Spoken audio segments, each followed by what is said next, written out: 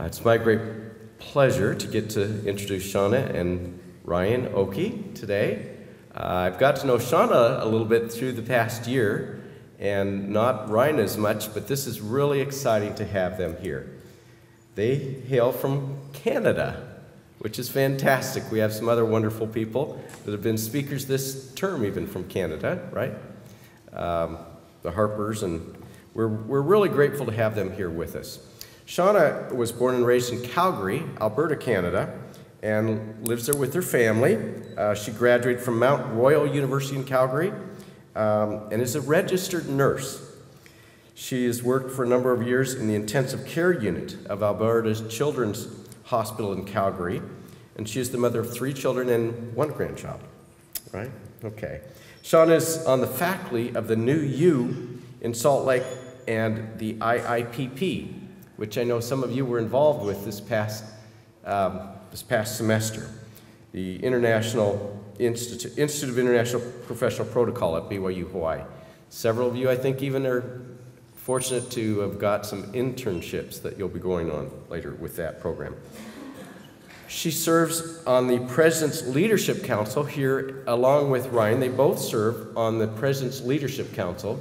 Several of you have heard us say that, the PLC, and you go, well, what's the PLC? It's the President's Leadership Council. So they are very, very involved with this university, even though they're in Canada, but they come here frequently.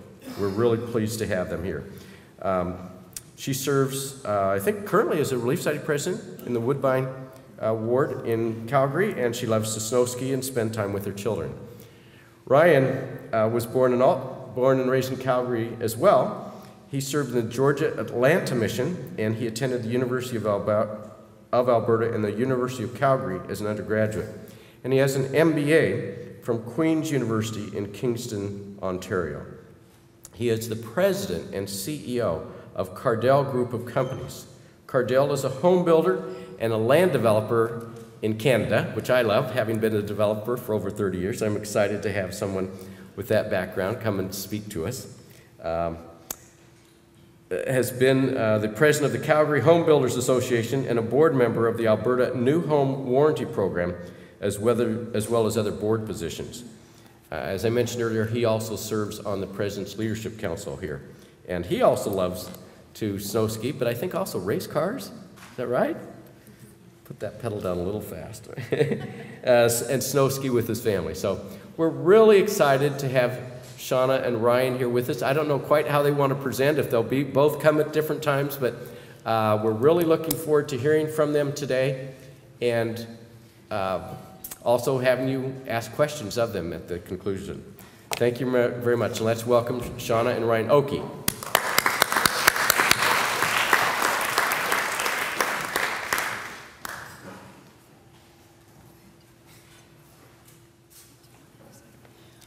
We're going to be a little bit informal on this, and I might tell him things to say sometimes, which is really no different than other times. But so we will go back and forth, and we'll leave time at the end for questions too, if you have questions. I just want to introduce ourselves again. We're from, as you heard, Calgary, Canada. We have 3 children, 1 granddaughter, and we have quite an active lifestyle in Calgary. We water ski, snow ski, spend a lot of times outdoors, and we have enjoyed doing this as a family over the years. I met Ryan while I was going to Institute. We were both in Institute at University of Calgary, and when I met him, he had a perm, like big hair, perm, and a mustache, but I still married him. It's okay. I could see past that, and we got married. We've been married for 26 years, and there's a lot of things that go on. I know that all of you are looking at us like, wow, 26 years is a long time, but it goes so fast. So we're delighted to be here with you today, and I think I'll let Ryan start, and I'll probably jump in quite a bit. Sorry. Well, you were going to introduce our family first. I did. Oh, Oh, they're on the screen. Okay, so I have my, we have our youngest son. He's in the coat. That was a snowman that we built this year. His name is Tanner, and he loves sports. Just any kind of sport, he loves it. In fact, we couldn't talk him into coming today because he's surfing right now. But of course, he likes winter sports in Canada. And then the little girl in the pink is my little granddaughter, Kennedy. And Ryan there. That was a really fun day. We built a snowman that day. This is my son Jeremy, and he's on a mission in Las Vegas, Nevada mission. And then my daughter Carissa. And Carissa and my son-in-law actually graduated from BYU, Hawaii here. And then we have a picture of Tanner playing hockey, and he's doing something to that guy in front of the net there. Oh, he's scoring. If you look really close, you can see the puck in the net. So we had to put that one in there because we had to brag a little bit. Yeah. Okay, well, let me tell you a little bit about our company and share with you some of the things that we've done. And then we'll kind of tell you how we started and the entrepreneurial things that we learned, the things we learned by experience, the things we learned by getting our hands burnt on the stove and those kinds of things. So first of all, I'll tell you a little bit about our company. First of all, there's a group of companies that we own. The first is Cartel Homes, which builds single-family homes in 4 different cities. So Calgary and Ottawa, which is the capital of Canada, about 3,000 miles east of Calgary in Ontario. And then we also build in Florida and in Colorado. We build multifamily homes. So that would be homes where there are more than just one unit in 3 of those cities. And we build resort properties as well, typically we have the last few years in British Columbia, which is a province in Alberta, in the Rockies. We have a renovation division, a financial division, and also a charitable foundation. So this gives you a little bit of example of some of the product that we build in Calgary, for example, some single-family homes, multifamily condominiums and townhomes. In Ottawa, we predominantly build single-family homes and more luxurious, expensive homes, but we do some multifamily as well. And Tampa and the Sarasota area, we build single-family homes only. And almost all of our homes there come with a pool. An interesting picture is the top right-hand screen, and this is our Nascar room that we built in one of our houses. And being down in the southern states, NASCAR is a huge thing. This was a very popular room. We had lots of people wanting to buy the furniture. It was actually car racing seats that we welded together and made into a sofa, and you can see the little bar table is made out of old slicks from NASCAR tires, and we had a lot of the southern rednecks that loved this, so it was kind of a fun thing that we did. In Denver, this is some of the product that we build. Again, a combination of single family and multifamily. These are some of the resort properties we've built over the years, and you probably gathered from what Shauna said that we like to ski. And the bottom left-hand picture is some units that we built, about 110 units that we built at the base of a ski resort called Kicking Horse Mountain Resort, and one of our favorite places to ski.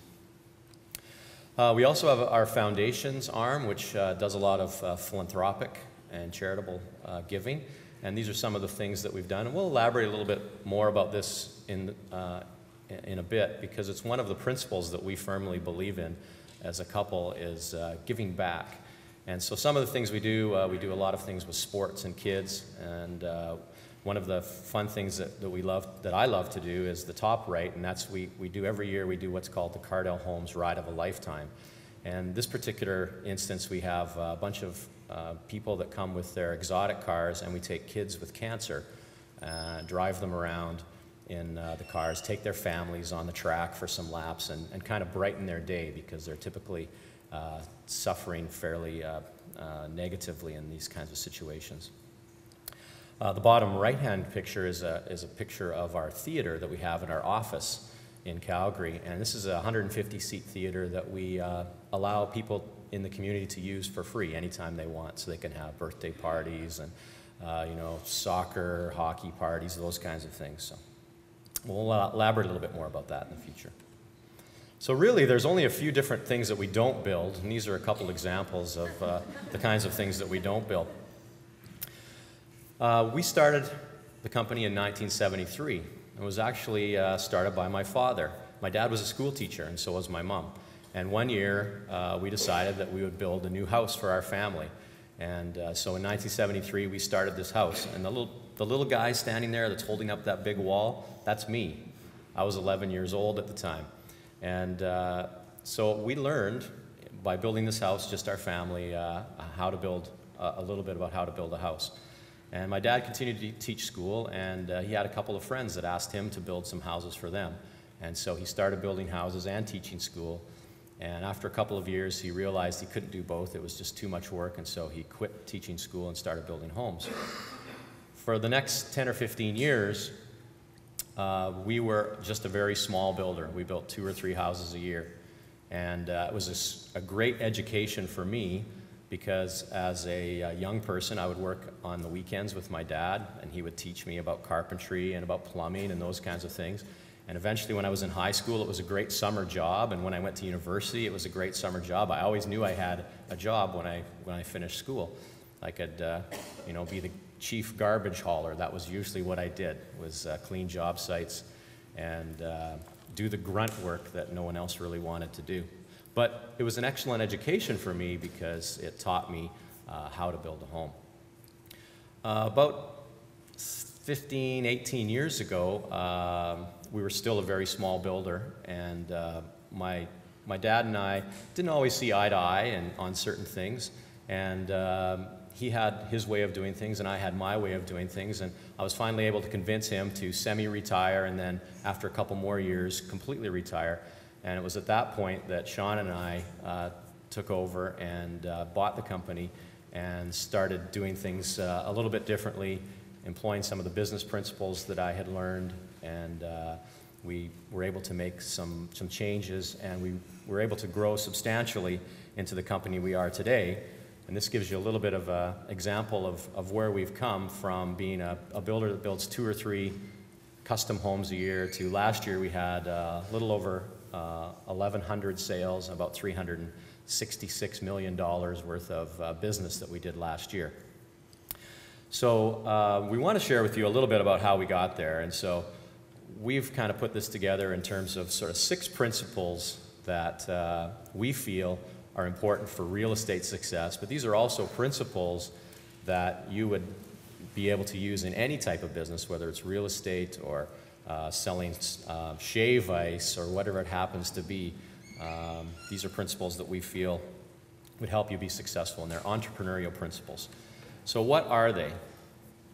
Well, education, hard work, support, and teamwork, honesty and integrity, perseverance, and giving back. And we're going to talk about each of these individually. So first of all, education. So education, of course, here you all are being educated, but education is so important, and there is never, it's never a waste to get an education. Don't ever feel like, oh, I took that class and I probably shouldn't have taken that class. It didn't count towards my major. Any type of education, whether it's formal or informal, is invaluable in your life. And what happened with us is I went to school right away after I graduated from high school. I became a nurse, and so when I was 22 years old, I was working as a nurse, and nurses are paid fairly well in Canada, and I was able to support our family. We got married. I worked for a year, and then we got married. And so Ryan was going to school full-time, and he was actually in pre-med. He was going to be a doctor. And his dad came to us when we were engaged, and he said, you know, I need to grow the company, I need to grow the business. If you would like to work with me, that would be great, but I can't pay you. We need to, because as in most businesses, you have to keep the bulk of the money in the business until the business, you have to use your money in business so it's not an opportunity cost. And so that was a decision that we made together. And I'll cry, I'm gonna cry through this whole thing, but what I want to tell you is that whenever you're making decisions any time in your life, you need to rely heavily on the Spirit. And it was really hard for me to support Ryan quitting school. I said, I don't know if you should do this or not. You know, this is, when I met you, you were going to be a doctor. This is who I thought you were going to be, and it's really tough for me to support you quitting school. But it felt right at the time, and I'm sorry, I always cry when we talk about the Spirit, but it felt right at the time for him to quit school. and for him to work full-time without pay. It doesn't sound like it should be right, but at the time it was right. And so because of my education, I was able to go to work, and I had a very good job. I worked hard, and I was able to support our family. Did you want to say anything more about that? Don't cry. Well, I think there's two types of education that are important. The first I talked a little bit about, and that is my education I had learning the housing business and the construction business from the ground up. So I held the soldering torch while my dad soldered a plumbing pipe, and I nailed frames together and framed the houses, and I pulled forms off the concrete walls that formed the basement.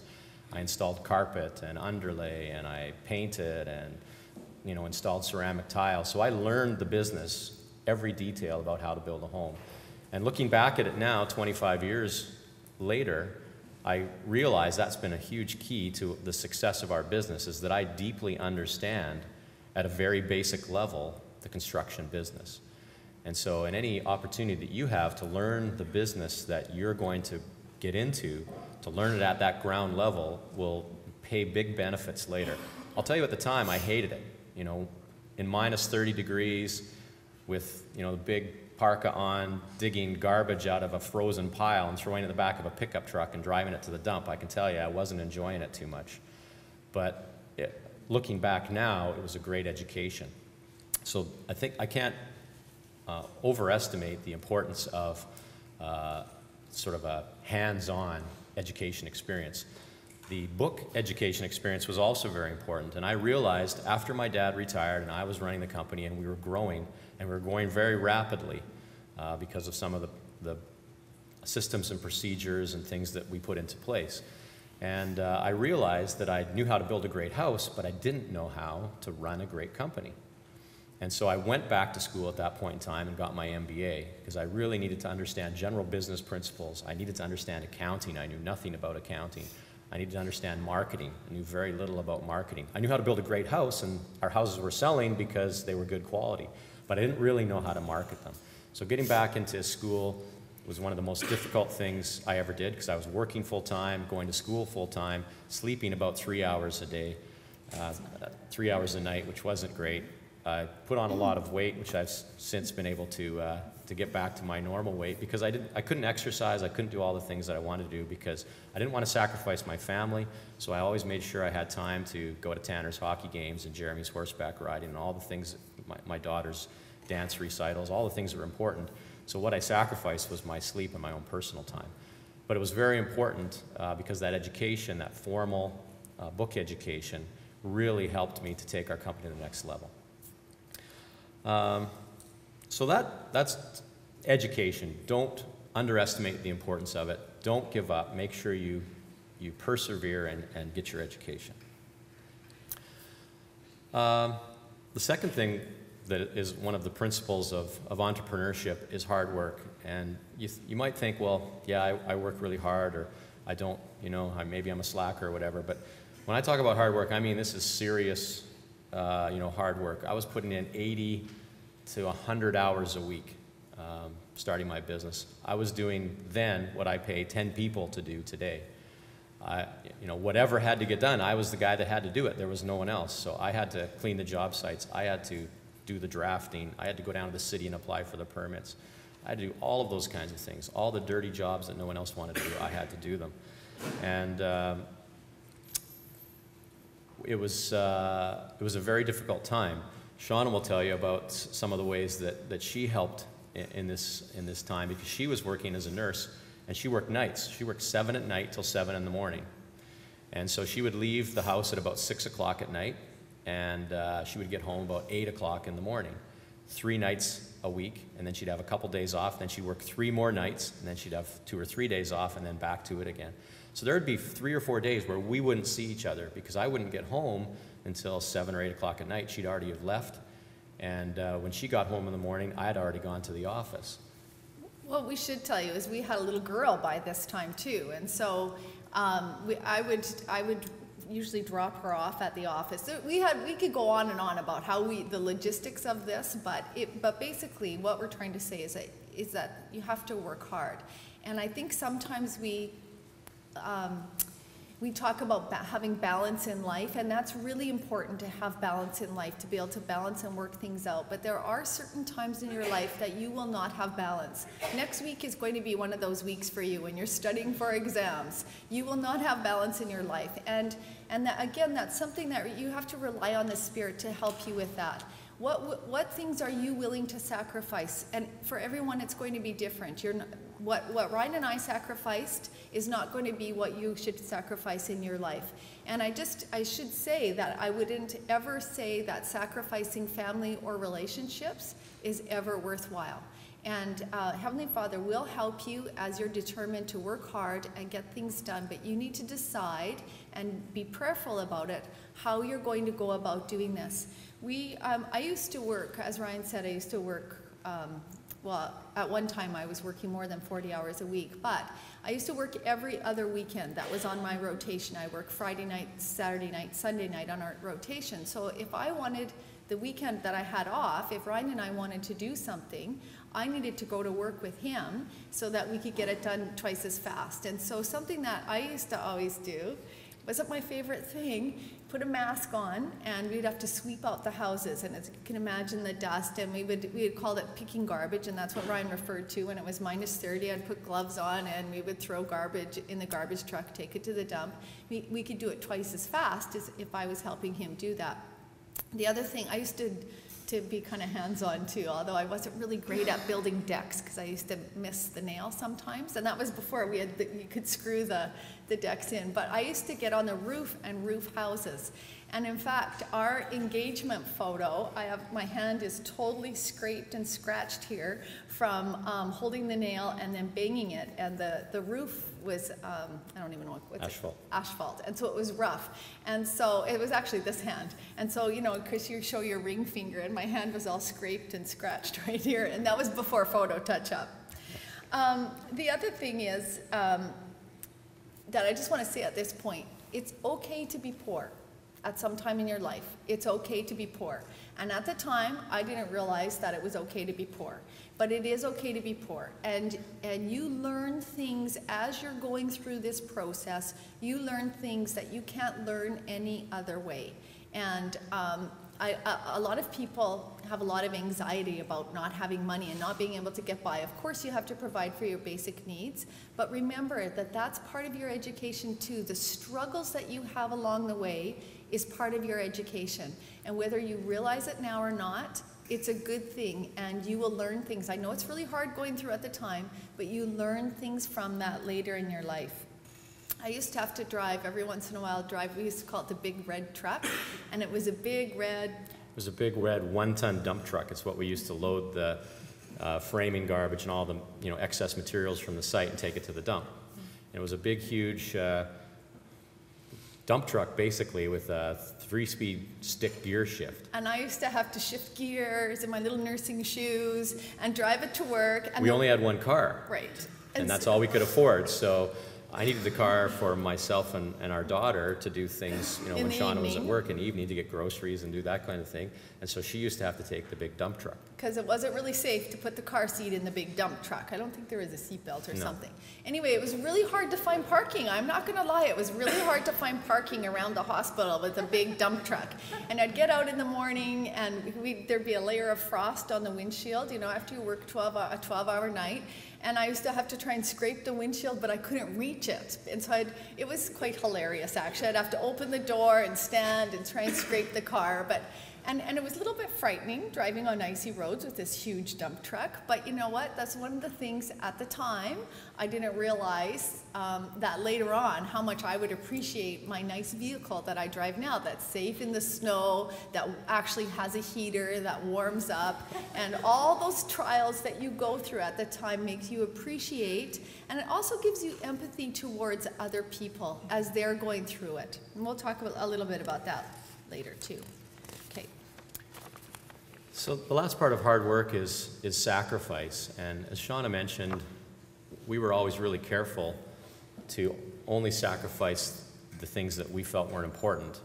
So for example, our business was going really well in Calgary, and we decided to expand to another city.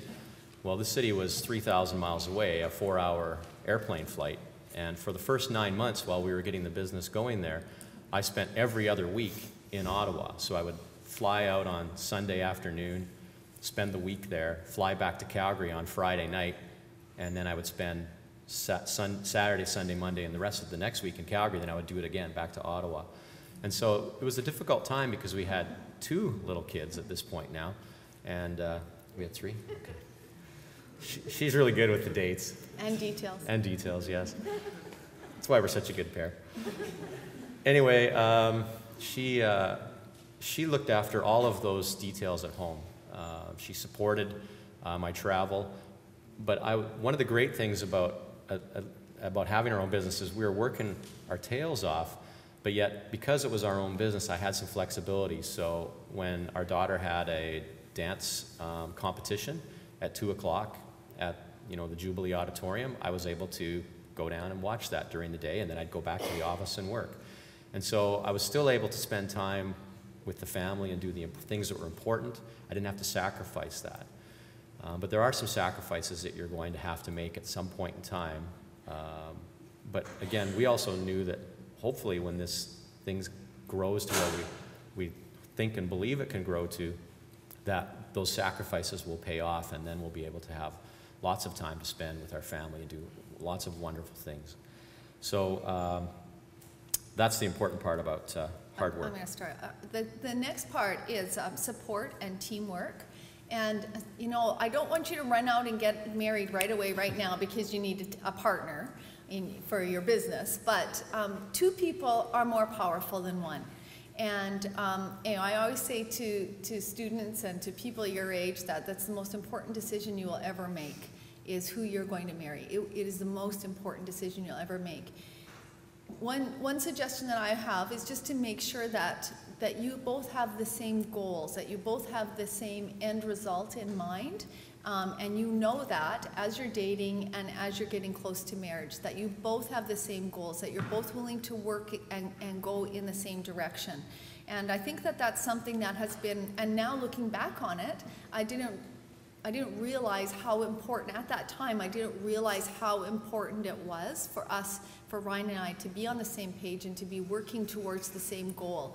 And we talked about those things. We talked about what we would like our life eventually to be like and the things that were important to us. And the number one thing that was important to us was our family. We always wanted to be able to have time to spend with our family, to participate with our kids in the things that they love, to be with them all the time. And so when we had those common goals, it just made things a lot easier. So we kind of decided what our roles would be, and there was a time where there was times where we both had many different roles, and there was a time where I was the breadwinner, where I made the money, where I looked after the children, and I did a lot of things while Ryan worked for no pay. But as things went on and he was able to bring home a salary, my role was at home. And I registered, I did everything with the kids. I'm not saying I only spent time with the kids, because Ryan spent really a lot of time with the kids and spent good quality time. But my role was to register them, to make sure they were doing well in school, to study with them, all those kinds of things. And that took a lot of pressure off of Ryan, because he knew things at home. He knew there would be groceries. He knew the house would be clean. He knew that things would be going smoothly at home. And that was what we decided together to do. And that's not necessarily the right thing to do for everybody, but that's what we decided to do. And I think that one of the, and this can go for both genders here, but I think one of the best supports I could be to Ryan is I didn't complain to him when he spent a lot of time working and trying to build the business up, because I knew he was doing that for us. And I was happy to support him in that area. So initially, Shauna supported me a tremendous amount by actually working with me, and she gave you the examples of some of the things that she's done. And then she started looking after a lot of the family details. So she was the one that registered our kids for things. Said that. Sorry, go ahead. Sorry, we just got to pick it up a little bit here. Sorry, honey. It's okay. And now she supports me intellectually. So there's lots of things where I will come home, I've had issues or concerns or problems have occurred, and I'll talk them out with Shauna. I'll explain to her what's happened, and she'll give me her perspective, which is quite a bit different lots of times than my perspective. She's a very tender person and caring person, and I'm a very business business-oriented person and don't tend to think about people's feelings or those kinds of things. And so she brings a very personal touch to things and helps me understand other perspectives. And so that support is awesome. She gives me lots of advice as well about how to deal with situations. And so that's how she supports me today. And the other thing that she did mention, which is amazing compared to a lot of my colleagues and people that I know in business whose spouses are not always supportive and always wondering, well, why aren't you here for this and why aren't you doing that and how come you're not home to, you know, do this. Shauna has never ever done that. She's always been very supportive and never complained about the challenges and hardships that we've had. So that kind of leads into perseverance. We did have a lot of challenges and hardships. A family business, you know, when my mom and dad and my brother and my sister were involved, there's challenges working with families, and we struggled with some of those, and fortunately we've been able to resolve all of those challenges. We've been able to deal with those situations, and now we have a positive and great business, even though it's, you know, we had those challenges. And I think perseverance is the principle that we want to talk just a little bit about, is that it would have been easy to quit. It would have been easy to say, oh, this is just too hard, it's too difficult, it's too much work. But again, because we had common goals, because we had a common drive and desire to be successful, we stuck with it, and we were able to be successful. We just needed to put in the time and the effort to do that. And again, this is if you are starting businesses and you're trying to figure out what direction you can go, and I know there's a lot of different directions you can go, stay close to the Spirit, because Heavenly Father knows your talents, He knows your skills, He knows what opportunities are available to you. So stay close to the Spirit, and I know you've heard me say that several times, but it's very important. Involve Heavenly Father in the decisions that you're making. There might be times you need to abandon whatever road you're on. You know, we're talking about perseverance. We're talking about getting through the hard times. But there are times, we have a really good friend who decided to be involved in a multi-level business opportunity. And this fellow worked so hard. For 25 years, this fellow did absolutely everything he was told to do to grow his business. And finally, after 25 years of working 60 hours a week, it wasn't working. He wasn't making any more money. He would have been better off to start his very own business. And that's when he abandoned this what he felt was an opportunity for him. So I'm not in any way saying if it gets too hard, you need to leave it. But stay close to the Spirit. Heavenly Father will tell you when the time is right to keep going, what direction you should do, what decisions you should make to help with your business, and He will also tell you when you need to perhaps take a different path. There were times when we changed our direction with the business. So for example, we started as a custom home builder. That's all we did, built 2 or 3 large custom homes a year. And as we grew, we continued to do that. And then we realized we had to abandon that. We couldn't continue to grow and build these large custom homes. It was just too much. And so we changed our tact and we went into production home building. And that was the best decision that we could have made because we were able to grow the business. Okay. Our next principle, honesty and integrity. People and companies want to do business with people they can trust. It's a simple fact. If you trust someone, you want to do business with them. You want to have a relationship with them.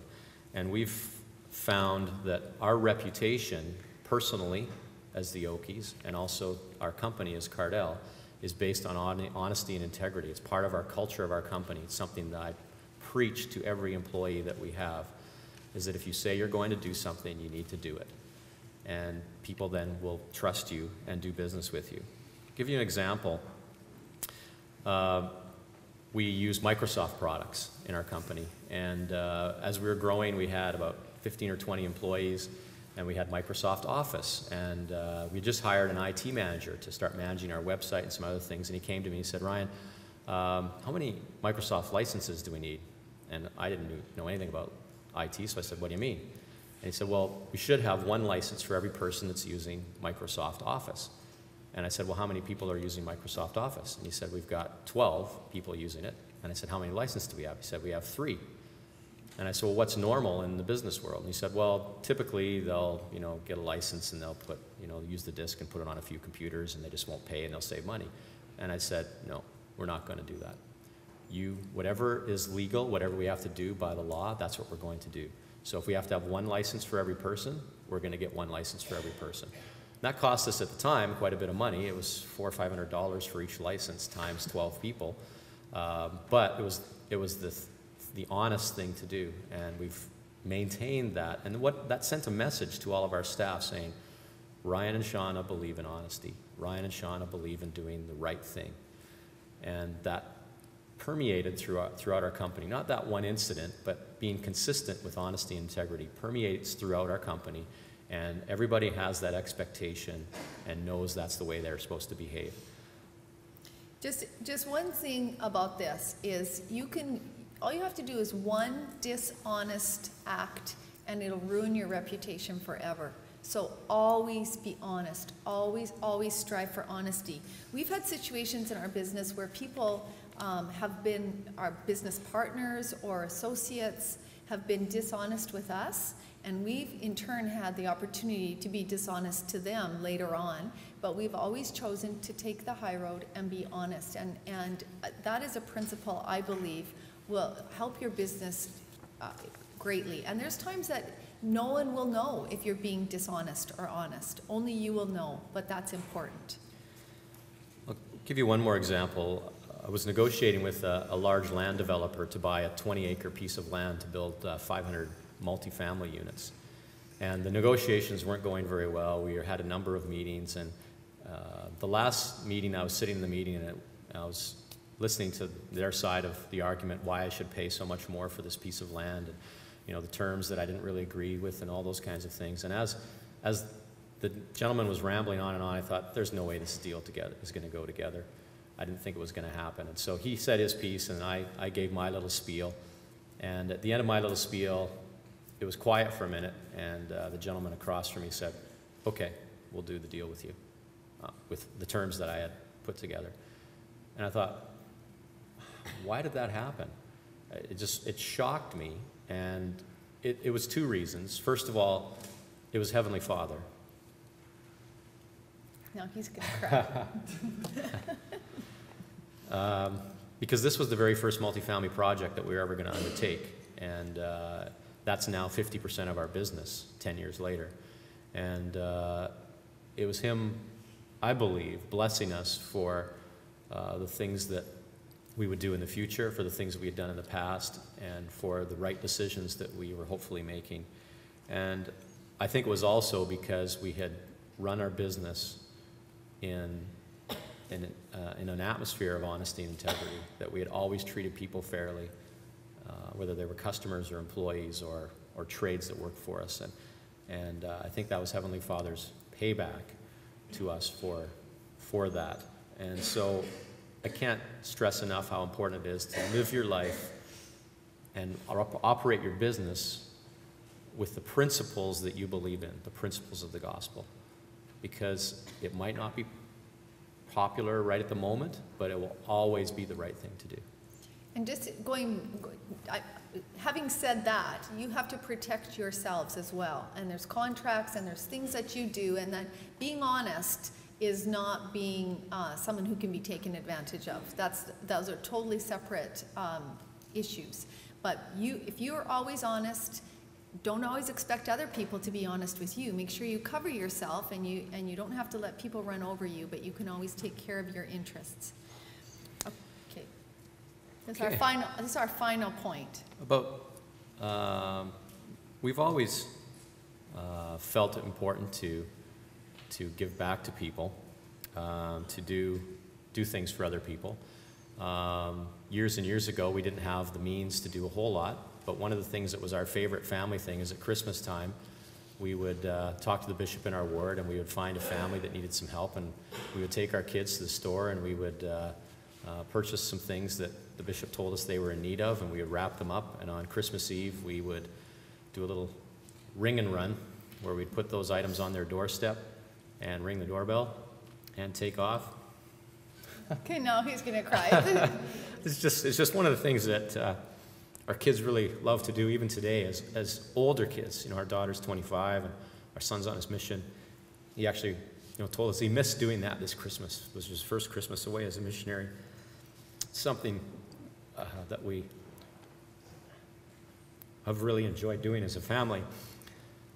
So from that humble beginning, Shauna had a great idea 10 years ago that we should give a percentage of our profits of our business back into the communities that we build in and to the things that we feel are important. And so we started doing that a few years ago, where we donated back into the communities. And we do a lot of things anonymously, and we also do things where we get name recognition for the company. So for example, we have a big recreation facility that's named after Cartel. It's called Cartel Place. And there's 1.3 million people that use that facility every year that see our name on the side of that building. So there's things that we do like that, and there's other things that we do quietly, like the Secret Santa thing.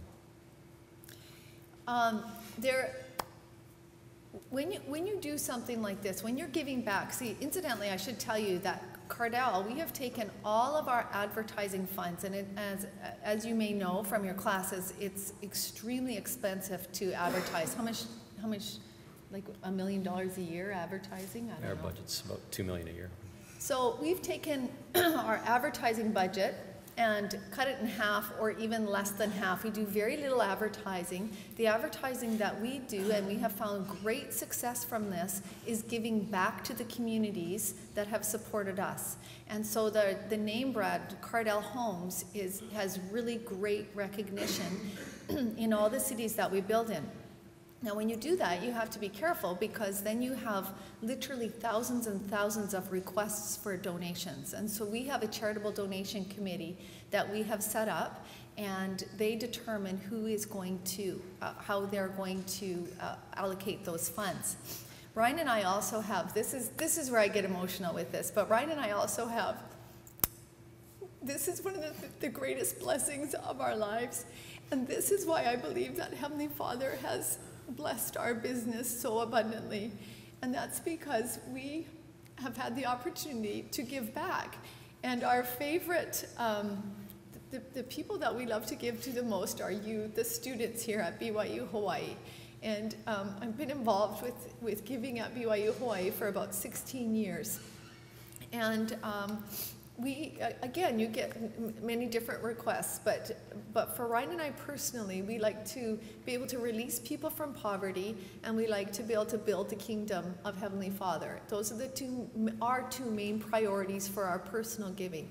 And so that's why we love BYU Hawaii. That's why I love the SIFE students. That's why I love the iWork program, because I believe that is empowering you to give back to your communities and to do things. And I don't know if you've ever seen the movie called Pay It Forward, but when everyone pays it forward, it can really, it's exponential, all the good things that can happen. Did you want to say anything more about that? We just stand up here and we cry about that. But there was a talk that I went to a few years ago, and it's John Huntsman. He owns a big plastics. I mean, you may know who he is, but he said that he always donated 10% of his increase to charities. He did that right from when he was a university student right till now. He's an extremely successful businessman. And so when I heard him say that, I thought that is something that we can do. And we can donate a certain percentage, sometimes more than 10%, well, usually more than 10%, not usually less than 10%, but we can give that back. And that's part of showing gratitude. And I think gratitude in this life, we are blessed with so much, and showing gratitude is one of the greatest things that we can do to our Heavenly Father. Anything else on that? Okay, sorry, we were a little bit disjointed on that, and we have a few minutes for questions and answers. If you have any questions, that is, we'll try and answer.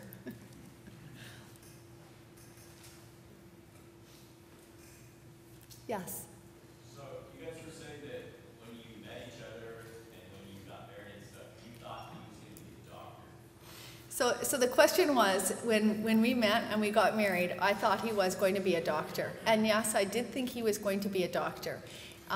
When we were engaged is when his dad sat us down. But the one thing I did know about Ryan is I knew he was a hard worker.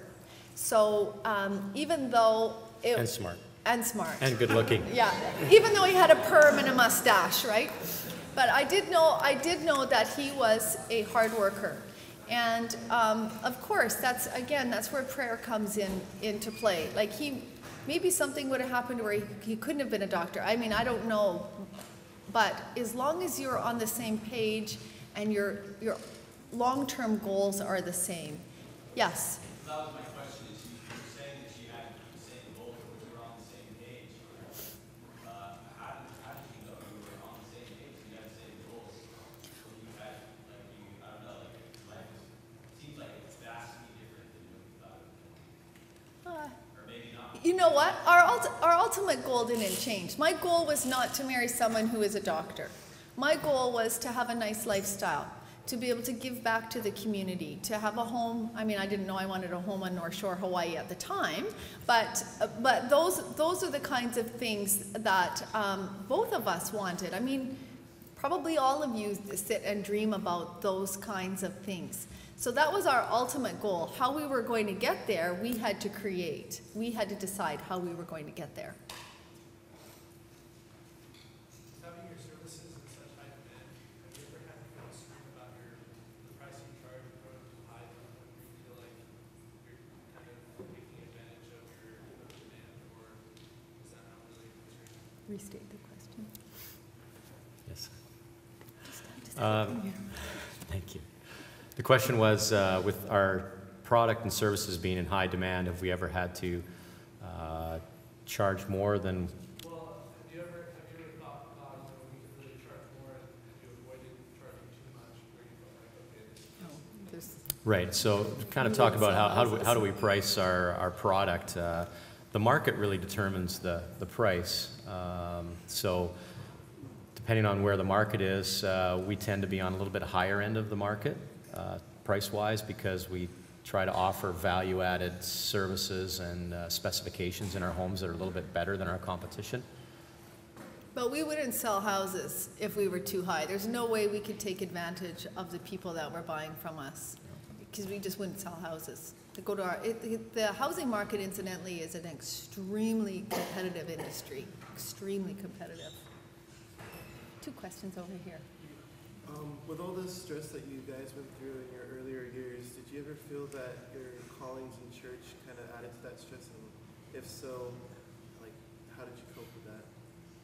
Question is, with the stress we had in our earlier years, did our callings interfere with that or add to the stress? I would say no. I was a young men's advisor for a number of years and worked in the scouting and venture program. And I loved it. It was actually a stress release for me to be able to work with the young men and have fun, teach them principles. It was awesome, so I would say no. But you know, that's a really interesting and a very good question, because we have a really good friend of ours who was quite a high-powered lawyer. And he was called to be a stake president. And of course, he couldn't put the time into his law that he should have. And he actually did sacrifice I wouldn't say sacrifice his career completely, but he sacrificed going along in his career to be a stake president. But again, that's something that you and Heavenly Father need to decide. What are you supposed to do in your life, right? Yes. I just want to know, it sounded like you guys went through a growth period where you grew pretty quick for several years. How did you go about financing that without giving up control of your company? It's crazy. Well, that's a long story, but State the question. no. Okay, how do we finance our growth during our rapid growth periods? Where do I start with that one? We always believed that we would reinvest the profits that we made back into our company. So for the first 10 years, I made very little money, and Shauna worked, as she told you, and we had put all of the money that we made back into the company. And so we had no debt at the time. So when we got into the period of time of large growth, we were able to use our no debt status to get a line of credit and help finance the growth, and then eventually we were able to pay that line of credit off. Do you know, and that's a really great question too. There was a lot of money sitting in the company, and I have to admit, it was really tempting to take it and buy things, right? Like, but we were patient, and that patience paid off. And one of the things that happened during the huge, if you remember the boom, like the boom right before the huge crash, is Ryan was very smart, and he knew that the economy could not sustain that huge boom. And so he was actually quite conservative in what he bought, what he purchased, like how many homes, they're called spec homes, so they haven't been sold yet, but you buy them hoping that someone is going to buy them. And in Florida, we actually got audited because they couldn't believe we didn't go bankrupt like all the other builders in Florida. But it's because of good business principles of not overextending yourself that we were able to pull through with that. Will has a question. Do you believe there's a direct correlation between your integrity and that pivotal moment when you got the contract to go private and less? Yes. No, did everyone hear did you all hear the question? It's mostly for the mic, honey. The question was, do I believe there's a correlation between, do we believe there's a correlation between integrity and the contract we were able to get for the land for 500 units? And yeah, absolutely. I think that developer knew of our reputation, knew of the importance that we placed on the relationships that we have as business people, and that was why they were willing to take a lower price than what they could have sold it to someone else for, because they wanted to do business with us. We just have time for one more question, but we'll be up here. If you would like to come ask personal questions, we'd be happy to answer them. But yes. Do you ever look back and think, what if, back when you met? What if? The question was, do we ever think back and think, what if? All the time.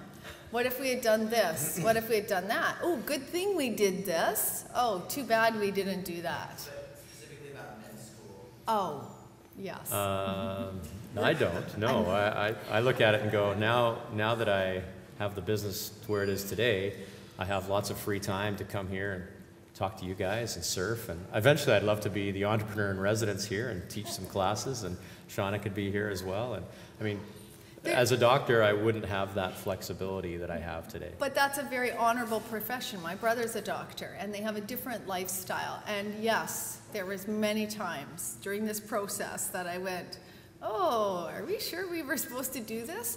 But again, it always felt right. We always felt like we were on the right track. Okay. Thank you. Thank you. Thank you.